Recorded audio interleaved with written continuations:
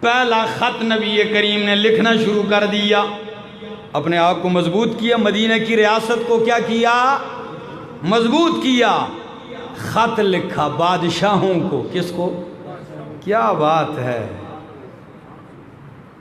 اگر آپ کو وقت نے اجازت دی تو میں انشاءاللہ کسی موقع پر نبی کریم کے سارے خطوط آپ کو پڑھ کے سناؤں گا، اور اس کا اثر دیکھیے کیا کمال کے خط ہیں۔ فرمایا آؤ میرے یارو، اب بادشاہوں کو خط لکھتے ہیں۔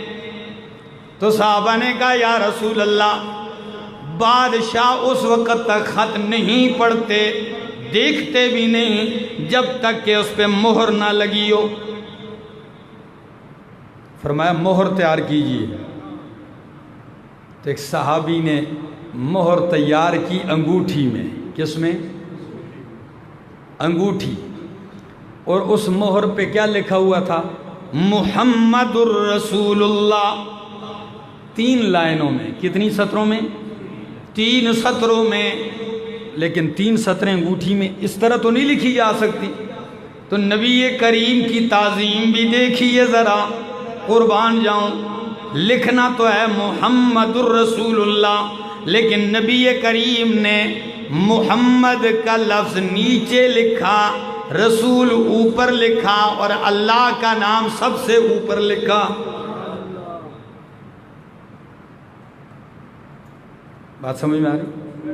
آپ مہر نبوت دیکھ سکتے ہیں، اس کی عکس آج کل ملتی ہے، کتابوں میں بھی ہے، فریم میں بھی لوگوں نے بنائی ہوئی ہیں۔ یہ مہر پیغمبر تھی، مہر بن کے آ گئی۔ نبی کریم صلی اللہ تعالی علیہ وسلم نے پہلا خط لکھا روم کے بادشاہ کی طرف۔ کس کی طرف؟ سنیے ہری پور والوں، شاہ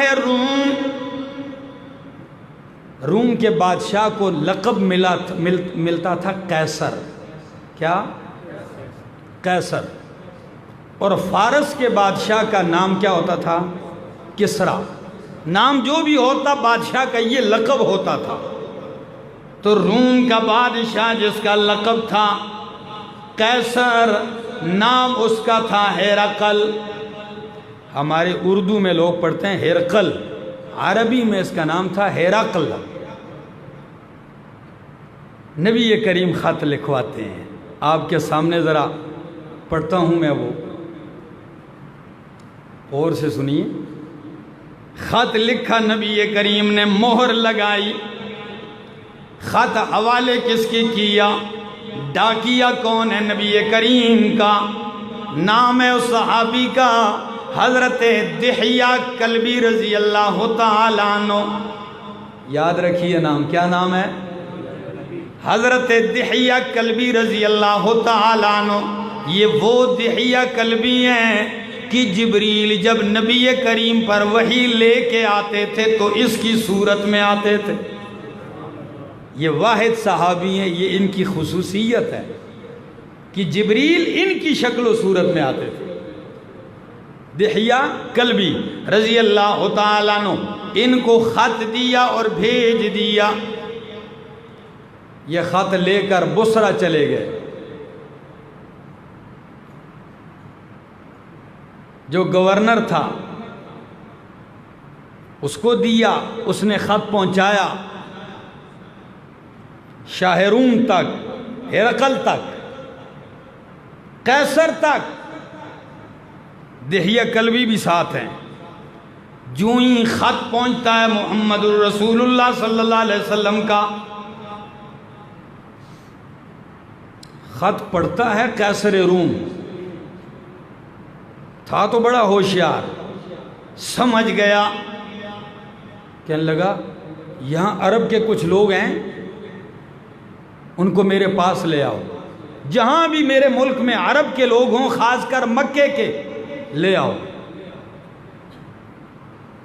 شام کے اندر تجارت کی غرض سے حضرت ابو سفیان جو اس وقت کافر تھے اور سخت دشمن تھے نبی کے، اس وقت تجارت کی غرض سے شام گئے تھے۔ کہنے لگے بادشاہ کے کارندے آئے اور ہمیں پکڑا، کہ تمہیں بادشاہ نے بلایا ہے؟ ہم حیران کہ بادشاہ کو ہم سے کیا کام؟ خیر لیا، چند ساتھیوں کو لے کر ہم بادشاہ کے سامنے پیش کر دیے گئے۔ بادشاہ نے بڑا محل سجایا ہوا ہے، بڑی پر رونق محفل بنائی ہے، تخت پہ بیٹھا ہے، تاج سر پہ ہے، بڑے نوکر چاکر، بڑا عالی شان قسم کا ایک پروگرام بنا ہے، تخت پہ بیٹھا ہے۔ حضرت دحیہ کلبی رضی اللہ تعالیٰ عنہ بھی ہیں۔ آ گیا ابو سفیان، بادشاہ کیا کہتا ہے؟ بادشاہ کہنے لگا اے لوگوں، تم میں سے کون محمد کا قریبی آدمی ہے؟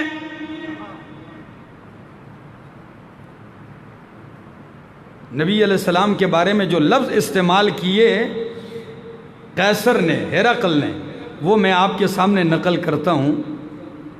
کہتا ہے فَقَالَ أَيُّكُمْ أَقْرَبُ نَسَبًا بِهَذَا الرَّجُلِ الَّذِي يَزْعَمُ أَنَّهُ نَبِيٌّ، اے لوگوں تم میں سے کون اس آدمی کے نسب کے لحاظ سے قریب ہے جو یہ گمان کرتا ہے کہ میں اللہ کا نبی ہوں؟ جو اپنے آپ کو نبی خیال کرتا ہے، اس کا قریبی کوئی ہے؟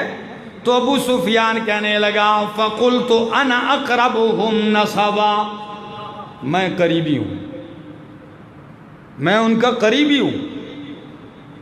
تو پتہ ہے بادشاہ نے کیا کہا؟ أَدْنُوهُ مِنِّي، اس کو میرے قریب کر دو۔ ابو سفیان کہتے ہیں مجھے بادشاہ کے قریب کیا گیا اور میرے باقی ساتھیوں کو بادشاہ نے کہا باقی اس کے پیٹھ کے پیچھے کھڑے ہو جاؤ۔ ابو سفیان آگے ہیں اور ابو سفیان کے ساتھی ابو سفیان کی پیٹھ کے پیچھے ہیں۔ اور بادشاہ کیا کہنے لگا؟ ثم قال لترجمانہ، ترجمان بلایا گیا، ترجمان آیا، بادشاہ نے ترجمان سے کہا ان سے کہیے انی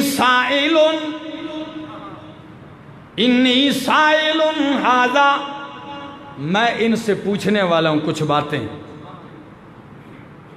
عن ھذا الرجل، اس شخص کے بارے میں، فَإِن كَذَّبَنِي، اگر یہ جھوٹ بولے مجھ سے تو فَكَذِّبُوهُ، تم اس کو جھٹلاؤ۔ میری بات سمجھ میں آ رہی ہے آپ لوگوں کو؟ بادشاہ کہتا ہے لوگوں میں اس سے پوچھنے لگا ہوں نبی کریم کے بارے میں، اگر یہ جھوٹ بولے تو اس کے ساتھیوں کو چاہیے کہ اس کی تکذیب کریں کہ ہاں ادھر جھوٹ بولا۔ اب ابو سفیان بھی کہتے ہیں کہ میں بھی حیران ہوں، سامنے نہیں کھڑے، پیٹھ پیچھے ہیں کہ آنکھوں میں اشارہ ہو جائے۔ اب جدھر میں نے جھوٹ بولا ہے، بادشاہ کا دربار ہے، جھوٹ نہیں بول سکتا، یہاں مجھے جھٹلایا جا سکتا ہے، ذلیل ہو جاؤں گا۔ میں نے دل میں کہا جو کہوں گا سچ سچ کہوں گا۔ اب ابو سفیان کے الفاظ پہ غور کیجیے۔ قال فواللہ، اللہ کی قسم ہے، لولا الحیاء من ان یأسروا علی کذبا، اگر مجھے جھوٹا نہ قرار دیا جائے، مجھ پہ جھوٹ کا الزام نہ لگائیں تو میں جھوٹ ضرور بولتا، لیکن اس ڈر کی وجہ سے میں نے جھوٹ نہیں بولا۔ اب ذرا آپ بھی سنیے اور لطف اٹھائیے۔ بادشاہ کا پہلا سوال، قیصر کہتا ہے، شاہ روم ہرقل کہتا ہے، پہلا سوال کیف نسبہ فیکم، کیف نسبہ فیکم، او ابو سفیان یہ نبی جس نے نبوت کا دعویٰ کیا ہے یہ تم میں سے کس نسب کا مالک ہے؟ اس کا نسب کیسا ہے، خاندان کیسا ہے؟ تو ابو سفیان کہتے ہیں قلت هو فینا ذو نسب، میں نے کہا کہ بادشاہ وہ ہم میں سب سے اونچے نسب والا ہے، سب سے اونچے نسب والا ہے، سب سے اونچے خاندان والا ہے۔ یہ سوال آپ بھی یاد رکھیے۔ دوسرا سوال بادشاہ نے کہا فَهَلْ قَالَ هَذَا الْقَوْلَ مِنْكُمْ أَحَدٌ قَطُّ قَبْلَهُ۔ اے ابو سفیان، اس خاندان میں، تمہارے اس عظیم خاندان میں، اس شخص سے پہلے بھی کسی نے نبوت کا دعویٰ کیا تھا کہ نہیں؟ اس سے پہلے کسی نے نبوت کا دعویٰ کیا؟ تو ابو سفیان کہتے ہیں قلت لا، میں نے کہا نہیں، اس سے پہلے ہمارے خاندان میں کسی نے نبوت کا دعویٰ نہیں کیا ہے۔ کتنے سوال ہو گئے؟ 2۔ تیسرا سوال حل کان من آبائہ من ملک، کیا اس کے خاندان میں کوئی بادشاہ گزرا ہے؟ فقلت لا، میں نے کہا اس کے خاندان میں، اس کے نسب میں بادشاہ کوئی نہیں گزرا۔ کتنے سوال؟ 3۔ چوتھا سوال قلت، پتہ ہے میں بادشاہ نے پھر یہ پوچھا کہ اشراف الناس تبعوہ ام ضعفاؤہم، اشراف الناس تبعوہم، کیا شریف لوگ اس کی اتباع کرتے ہیں، امیر سرمایہ دار بڑے لوگوں نے مانا ہے، ام ضعفاؤہم، یا غریب بے کس لاچار کمزوروں نے مانا ہے اس کو نبی؟ یہ بتائیے، اشراف الناس اتبعوہ ام ضعفاؤہم؟ تو ابو سفیان کہتے ہیں قلت بل ضعفاؤہم، میں نے کہا امیروں نے نہیں مانا، غریب اور کمزور نادار لوگوں نے مانا ہے۔ کتنے سوال ہو گئے؟ 4۔ 5واں سوال بادشاہ نے یہ پوچھا ایزیدون ام ینقصون، یہ بتاؤ وہ بڑھ رہے ہیں یا کم ہو رہے ہیں؟ کیا وہ زیادہ ہو رہے ہیں، بڑھ رہے ہیں، یا کم ہو رہے ہیں؟ قلت بل یزیدون، میں نے بادشاہ سے کہا بلکہ وہ دن دگنی رات چگنی بڑھ رہے ہیں، وہ تو ترقی کر رہے ہیں۔ بادشاہ نے کہا 6واں سوال فَهَلْ يَرْتَدُّ أَحَدٌ مِّنْهُمْ سُخْطَةً لِدِينِهِ بَعْدَ أَنْ يَدْخُلَ فِيهِ، یہ بتاؤ کہ اس نبی کے دین میں داخل ہونے کے بعد کوئی دوبارہ مرتد ہوا ہے؟ اللہ اکبر۔ ہری پور والوں سنیے، عجیب و غریب سوال ہے، کیا اس کے دین میں داخل ہونے کے بعد اس کا کوئی ساتھی دین سے متنفر ہو کے مرتد ہوا ہے کہ نہیں؟ قلت لا، ابو سفیان کہتے ہیں میں نے کہا نہیں، وہ ٹکڑے ٹکڑے تو ہو سکتے ہیں لیکن اس کے دین کو چھوڑنے کے لیے تیار۔ اچھا، کتنے سوال ہو گئے؟ 6۔ 7واں سوال بادشاہ کہنے لگا فَهَلْ كُنْتُمْ تَتَّهِمُونَهُ بِالْكَذِبِ قَبْلَ أَنْ يَقُولَ مَا قَالَ، اے ابو سفیان یہ بتاؤ نبوت کا دعویٰ کرنے سے پہلے تم نے کبھی اس کو جھوٹ میں دیکھا ہے؟ کسی نے اس پر جھوٹ کی تہمت لگاتے ہوئے دیکھا ہے تم نے؟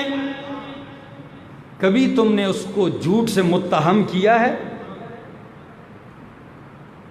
تو ابو سفیان کہنے لگا اللہ، اس دعوی نبوت سے پہلے ان کو کسی نے جھوٹا نہیں کہا، کسی معاملے میں جھوٹ نہیں بولا۔ بادشاہ نے 8واں سوال کر دیا، کہتا ہے فَهَلْ يَغْدِرُ کیا کبھی دھوکہ کرتا ہے؟ غداری کرتا ہے؟ یغدر، غدر، دھوکہ کیا ہے کبھی کسی کے ساتھ؟ قلت لا، کبھی آج تک غدر دھوکہ نہیں کیا، لیکن اس کے ساتھ ایک جملہ ٹچ کر دیا۔ ابو سفیان کہتے ہیں جتنی گفتگو ہو رہی تھی مجھے ایک لفظ بھی شامل کرنے کا موقع نہیں مل رہا تھا کہ میں کوئی اضافی ٹوٹکا لگاؤں، ادھر مجھے موقع مل گیا۔ وہ موقع کیا تھا ذرا آپ بھی دیکھیے۔ فَقُلْتُ، ابو سفیان کہتے ہیں بادشاہ نے کہا کہ کیا کبھی دھوکہ دیا ہے؟ میں نے کہا لا، کبھی دھوکہ نہیں دیا۔ وَنَحْنُ مِنْهُ فِي مُدَّةٍ لَا نَدْرِي مَا هُوَ فَاعِلٌ فِيهَا، لیکن اب ہمارا اور ان کے درمیان معاہدہ ہو چکا ہے، اب پتہ نہیں دھوکہ کرتے ہیں یا نہیں۔ کہتے ہیں یہ لفظ میں نے اضافی لگا دیا، حالانکہ بادشاہ نے اس کا پوچھا۔ کہتے ہیں میں نے کہا کچھ نہ کچھ تو لگانا چاہیے، یہ لفظ لگا کہ ہاں اب ہمارا معاہدہ ہوا ہے، اب پتہ نہیں معاہدہ پورا کرتے ہیں یا نہیں کرتے۔ اگلی بات بھی سنیے، کتنے سوال ہو گئے؟ 9واں سوال بادشاہ نے پوچھا۔ بادشاہ کہتا ہے فَهَلْ قَاتَلْتُمُوهُ، کیا تمہاری لڑائی ہوئی ہے کبھی، جنگ جدال، کہ لڑائی ہوئی جنگیں؟ میں نے کہا نعم، لڑائیاں ہوتی رہیں۔ تو بادشاہ کہنے لگا فَكَيْفَ كَانَ قِتَالُكُمْ إِيَّاهُ، تمہارے اور ان کے درمیان جنگ کیسی ہوتی ہے، کس طرح ہوتی ہے لڑائی؟ تو میں نے کہا ابو سفیان کہتے ہیں الحرب بیننا و بینہ سجال ینال منا وننال منہ، جنگ ہمارے اور ان کے درمیان ڈھول ہے، کبھی ہم جیتتے ہیں کبھی وہ جیتتے ہیں، اونچ نیچ ہار جیت لگی رہتی ہے۔ کتنے سوال ہو گئے؟ 9۔ 10واں سوال قال فماذا یامرکم، 10واں سوال بادشاہ نے کہا ابو سفیان ماذا یامرکم، یہ نبی نبوت کا دعویٰ کرنے کے بعد تمہیں حکم کیا دیتا ہے، کس چیز کی دعوت دیتا ہے، کیا چاہتا ہے؟ قلت، ابو سفیان کہتے ہیں میں نے کہا کہ نبوت کا دعویٰ کرنے کے بعد یہی کہتا ہے یقول اعبدوا اللہ وحدہ ولا تشرکوا بہ شیئا، وہ کہتا ہے اعبدوا اللہ، اللہ ہی کی بندگی کرو اور اس کے سوا کسی کو اس کا شریک نہ بناؤ، وَاتْرُكُوا مَا يَقُولُ آبَاؤُكُمْ، جو تمہارے باپ دادا کہتے تھے وہ چھوڑو، اللہ ہی کی بندگی کرو، اس کے ساتھ کسی کو شریک نہ ٹھہراؤ۔ وَيَأْمُرُنَا بِالصَّلَاةِ وَالصِّدْقِ وَالْعَفَافِ وَالصِّلَةِ، وہ ہمیں حکم دیتا ہے نماز کا، وَالصِّدْقِ سچائی کا، وَالْعَفَافِ اور پاک دامنی کا، پاک دامن رہو، وَالصِّلَةِ صلہ رحمی کرو، رشتوں کو جوڑو، رشتوں کو ختم نہ کرو۔ فقال للترجمان، 10 سوال آپ نے سن لیے، ابو سفیان کے جواب بھی سن لیے، اب بادشاہ کا تبصرہ سنیے۔ بادشاہ ترجمان سے کہتا ہے فقال للترجمان قل له کیسے سألتک عن نسبہ، او ابو سفیان میں نے تجھ سے محمد کے نسب کے بارے میں پوچھا، پس تو نے کہا کہ وہ اعلیٰ نسب والا ہے، تو سن وَكَذَلِكَ الرُّسُلُ تُبْعَثُ فِي نَسَبِ قَوْمِهَا، اسی طرح رسول ہوتے ہیں کہ وہ قوم میں سب سے اعلیٰ نسب میں ہوتے ہیں۔ ذہانت دیکھیے، پہلے سوال پہ تبصرہ، کہ تو نے کہا اونچے نسب والا ہے تو واقعی نبی اونچے نسب میں ہی ہوتا ہے۔ میں نے تجھ سے دوسرا سوال کیا کہ کیا نبوت کا دعویٰ اس کے خاندان میں پہلے کسی نے کیا ہے یا نہیں، تو نے کہا اس سے پہلے کسی نے نبوت کا دعویٰ۔ تو میں سمجھ گیا کہ اگر اس سے پہلے باپ دادا میں سے کسی نے نبوت کا دعویٰ کیا ہوتا تو میں سمجھتا کہ یہ اپنے باپ دادا کی تقلید اور اتباع کرتے ہوئے دعویٰ کر رہا ہے۔ ہم بھی کہتے موروثی کام ہے، کیا باپ دادا بھی یہی کرتے آئے تو انہوں نے بھی ان کی اتباع میں کر دیا ہے، لیکن تو نے کہا ہے کہ نہیں، باپ دادا میں کسی نے نبوت کا دعویٰ نہیں کیا ہے، تو یہ کسی کی اتباع میں یہ دعویٰ نہیں کر رہا، واقعی سچا رسول ہے۔ پھر میں نے تجھ سے یہ بھی سوال پوچھا کیا اس کے خاندان میں آبا و اجداد میں کوئی بادشاہ گزرا ہے کہ نہیں، تو نے کہا بادشاہ نہیں گزرا ہے۔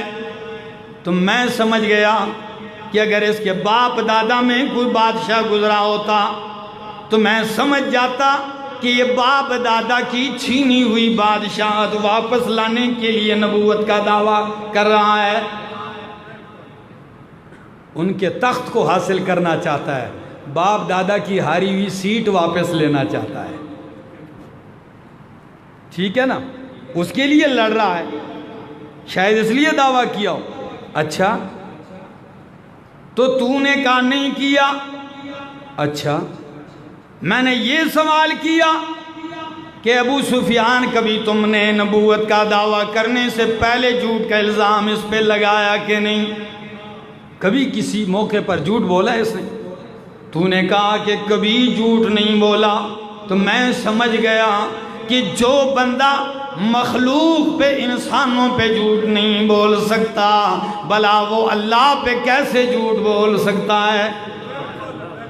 جو انسانوں پہ جھوٹ نہیں بولتا تو وہ اللہ پہ جھوٹ کیسے بولے گا کہ اللہ نے مجھے نبی بنا دیا؟ اچھا تو اگلی بات سنیے، میں نے یہ بھی پوچھا تجھ سے کہ امیروں نے مانا ہے یا غریبوں نے مانا ہے پہلے؟ تو نے کہا ضعفاء کمزور لوگوں نے مانا ہے۔ تو میں سمجھ گیا ہوں کہ واقعی نبیوں کے پیروکار سب سے پہلے یہی غریب غربا ہوتے ہیں، یہی کمزور ضعیف لوگ ہوتے ہیں، یہ نشانی بھی ٹھیک ہے۔ پھر میں نے تجھ سے یہ سوال کیا کہ زیادہ ہو رہے ہیں کم ہو رہے ہیں؟ تو نے کہا بڑھ رہے ہیں۔ تو یہی معاملہ ایمان کا ہے، ایمان کا بھی یہی حال ہے کہ یہ جب بدن میں گھستا ہے تو یہ بڑھتا چلا جاتا ہے یہاں تک کہ مکمل ہو جاتا ہے۔ اور اگلی بات میں نے یہ بھی تجھ سے کہا کہ کیا کوئی آدمی مرتد ہوا ہے دین سے دوبارہ؟ تو نے کہا نہیں۔ تو میں سمجھ گیا ہوں کہ واقعی یہ پکے مومن ہیں، جب ایمان بندے کے وجود میں سرایت کر جائے پھر وہ ٹکڑے تو ہو سکتا ہے، ایمان کو کبھی چھوڑ نہیں سکتا۔ میں نے یہ بھی سوال کیا کیا اس نے کبھی دھوکہ دیا ہے؟ تو نے کہا نہیں۔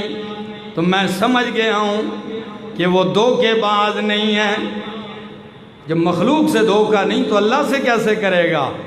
اور میں نے یہ بھی پوچھا تمہیں کس کا حکم دیتا ہے؟ تو نے کہا نماز کا، عبادت کا، توحید کا، سچائی کا، پاک دامنی کا، صلہ رحمی کا۔ تو سن لے ابو سفیان، نبی جب بھی آتا ہے نبی کی یہی تعلیم ہوا کرتی ہے۔ جب یہ ساری باتیں ہونے لگیں ابو سفیان حیران ہے کہ یہ سوال مجھ سے کیوں پوچھے جا رہے؟ کہتے ہیں پھر کہا خط لے آؤ، جس کے لیے میں نے سارا واقعہ سنایا آپ لوگوں کو۔ خط لے آؤ، خط لایا گیا، بادشاہ نے خط کھولا، پڑھنے لگا۔ آپ بھی نبی کریم کے خط کے الفاظ سنیے اور مزہ لیجیے۔ خط کے الفاظ یہ ہیں، بسم اللہ الرحمن الرحیم۔ کیا یہ آپ کو بتاؤں نبی کا خط کس سے شروع ہوتا ہے؟ اور ہمارے لوگ بسم اللہ کی جگہ کیا لکھ دیتے ہیں؟ 700 تو میں کہتا ہوں جو 786 معبودوں کو پوجتے ہیں وہ 786 لکھیں، اور جو اللہ کو معبود سمجھتے ہیں وہ کیا لکھیں؟ بسم اللہ لکھیں۔ یہ 786 نہ بسم اللہ کا ترجمہ ہے، نہ اس کے الفاظ ہیں، نہ اس کا کوئی معنی ہے، نہ اس کا کوئی مفہوم ہے۔ کیا چیز ہے؟ ایک فضول سا لفظ ہے، اس کو بسم اللہ کا متبادل سمجھ رکھا ہے۔ اگر یہ بسم اللہ کا متبادل ہوتا تو پھر چاہیے تھا کہ آپ قرآن شروع کرنے سے پہلے بسم اللہ کی جگہ یوں کہہ دیتے 786 الحمدللہ رب العالمین۔ جی 786 کہہ دو اور آگے سورت شروع کر دو۔ تو یہ بسم اللہ کا بدل یہ کبھی نہ لکھا کریں، یہ لوگوں کا اپنا گڑنتو ہے۔ فرمایا بسم اللہ الرحمن الرحیم من محمد ابن عبداللہ ورسولہ، من محمد عبداللہ ورسولہ، یہ محمد ابن عبداللہ جو اللہ کے رسول ہیں، یہ ان کی طرف سے ہے خط الہ ہرقل عظیم الروم، ہرقل کی طرف جو روم کا بادشاہ ہے۔ سلام علی من اتبع الہدی، کافر کو السلام علیکم نہیں کہا، نبی کا لفظ دیکھا ہے کیا کہا؟ سلام علی من اتبع الہدی، سلامتی ہو اس شخص پر جو ہدایت کی پیروی کر جائے، اس شخص پر سلامتی ہو جو ہدایت کی پیروی کر جائے۔ فرمایا اما بعد، تمہید کے بعد، فإنی ادعوک بدعایت الاسلام اسلم تسلم، میں تجھے اسلام کی دعوت دیتا ہوں۔ بادشاہ کو خط میں کیا لکھا؟ اما بعد فإنی ادعوک بدعایت الاسلام، میں تجھے اسلام کی دعوت دیتا ہوں۔ اسلم، مسلمان ہو جا، تسلم، سلامتی پا جائے گا۔ غور کیا ہے اس جملے پر؟ اسلم تسلم، اسلام لیا سلامتی پا جائے گا۔ اور یہ بھی سن، یؤتک اللہ اجرک مرتین، اللہ تجھے اجر ڈبل دے گا، دوہرا اجر دے گا۔ فَإِن تَوَلَّيْتَ، او بادشاہ اگر تو پھر گیا تو سن لے، فَإِنَّ عَلَيْكَ إِثْمَ الْعَرِيسِيِّينَ، تو تجھ پر ساری رعایا اور عوام کا گناہ بھی ہوگا۔ اگر مان گیا تو دوہرا اجر، نہیں مانے گا تو تجھ پر عوام کا بوجھ اور گناہ بھی پڑے گا۔ اور اگلی آیت کیا لکھی؟ فرمایا یا اہل الکتاب، یا اہل الکتاب تعالوا الی کلمۃ سواء بیننا وبینکم الا نعبد الا اللہ ولا نشرک بہ شیئا ولا يتخذ بعضنا بعضا اربابا من دون اللہ فَإِن تَوَلَّوْا فَقُولُوا اشْهَدُوا بِأَنَّا مُسْلِمُونَ۔ آیت سنیے، فرمایا اے اہل کتاب آؤ اِلَىٰ کَلِمَةٍ سَوَاءٍ بَيْنَنَا وَبَيْنَكُمْ، ایک ایسی بات کی طرف جو ہمارے اور تمہارے درمیان مشترکہ ہے۔ آؤ اتحاد کرتے ہیں، اتفاق کرتے ہیں، کس چیز پر؟ ایک ایسی بات پر جو ہمارے اور تمہارے درمیان مشترک ہے۔ وہ کیا ہے؟ اللہ نعبد الا اللہ، کہ ہم اللہ ہی کی عبادت کریں گے، ولا نشرک بہ شیئا، اور اللہ کے ساتھ کسی کو شریک نہیں بنائیں گے، اور ہمارے بعض کو معبود اور رب نہیں بنائیں گے اللہ کے سوا۔ فَإِن تَوَلَّوْا، اگر تم پھر گئے تو سن لیجئے، تم گواہ ہو جاؤ، میرے پیغمبر ان سے کہہ دیجئے گواہ ہو جاؤ بِأَنَّا مسلمون، کہ ہم تو مسلمان ہیں۔ یہ نبی کریم کا خط تھا۔ بادشاہ نے یہ خط پڑھا اور پڑھنے کے بعد کیا کہا؟ کہتا ہے اے ابو سفیان، اے ابو سفیان سن لیجئے، اگر یہ تیرے سارے سوال سچ ہیں جیسے تو نے کہا تو سن لیں، یہ واقعی اللہ کا سچا رسول ہے، اس کا راستہ کوئی نہیں روک سکتا، اور ان قریب یہ میرے پاؤں کی جگہ کا بھی مالک بن جائے گا، یعنی میری بادشاہت کو بھی لے لے گا، یہ ساری دھرتی پہ قابل ہو جائے گا۔ جب یہ باتیں کی، خط پڑا تو شور مچ گیا، دربار میں شور ہو گیا، لوگوں کی آوازیں، چیخ و پکار، ہنگامہ برپا ہو گیا۔ کافر جو تھے سارے، جو ہی شور شروع ہو گیا، ابو سفیان کہتے ہیں ہمیں پکڑ کے باہر نکال دیا گیا، نکلو۔ بادشاہ نے لوگوں کا غصہ ٹھنڈا کروایا، بادشاہ ڈر گیا، تصدیق کر گیا نبی کی، ڈر گیا، لوگ سارے بگڑ گئے۔ بادشاہ پریشان ہے، اب کیا کروں؟ کیونکہ بادشاہ نے یہ جملے بھی کہے کہ اگر میں ادھر ہوتا تو میں ان کے پاؤں دھو کے پیتا۔ اب لوگ مخالف ہو گئے، خدا را یہاں ایک جملہ کہنا چاہتا ہوں۔ بادشاہ کچھ عرصہ چپ رہا، ہمس چلا گیا، وہاں لوگوں کو اکٹھا کیا، بڑے بڑے وزیروں کو، ارکان پارلیمنٹ کو سب جمع کیے، دروازے بند، مولوی اور پیروں کو بھی جمع کیا، دروازوں کو بند کر دیا۔ کہتا ہے اے لوگو، کیا تم یہ چاہتے ہو تمہاری بادشاہت مضبوط ہو جائے؟ سب نے کہا چاہتے ہیں۔ کیا تم چاہتے ہو کامیاب ہو جاؤ؟ سب نے کہا ہاں۔ کیا تم چاہتے ہو کہ رائے راست پا جاؤ؟ سب نے کہا ہاں۔ تو قیصر کہنے لگا پھر میری بات مان لو، جس نبی نے مکے مدینے سے خط بھیجا ہے اس پہ ایمان لے آؤ۔ جو ہی یہ بات کہی، یہ سارے ایسے بھاگے، یہاں لفظ میرے پاس موجود ہیں کہ جیسے حمر الوحش، جیسے جنگلی گدھے ہوتے ہیں، ایسے بھاگے، اتنے متنفر ہو بھاگے، اور جو ہی دروازوں کی طرف گئے تو دروازے آگے سے بند ہے۔ بادشاہ سمجھ گیا کہ میں اکیلا رہ گیا ہوں، بادشاہت کرسی ہاتھ سے جانے والی ہے، کرسی جا رہی ہے۔ اب جب کرسی جا رہی ہے، لوگ مخالف ہو گئے، تو پھر کہنے لگو ٹھہر جاؤ ٹھہر جاؤ، ادھر آؤ ادھر آؤ، میں تمہیں ایمان کی دعوت نہیں دے رہا تھا، میں تمہارا امتحان لے رہا تھا کہ تم دین پہ کتنے پکے ہو اپنے دین میں۔ جب لوگوں نے یہ دیکھا تو فوراً لوگوں کا غصہ ختم، فوراً بادشاہ کے سامنے سجدے میں گر گئے۔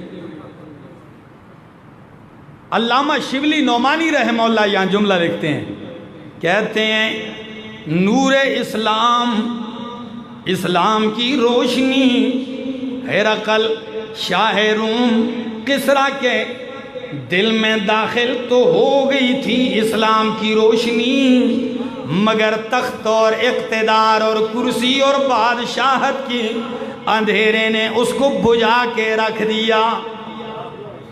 روشنی گئی تو صحیح اندر، لیکن کرسی کا نشہ اتنا سخت ہے، بادشاہت اور اقتدار کی ہوس اتنی ہے کہ وہ روشنی بجھ کے رہ گئی، اقتدار کی تاریکی نے اسے اپنی لپیٹ میں لے کے بجھا دیا، اور ایمان سے محروم رہا۔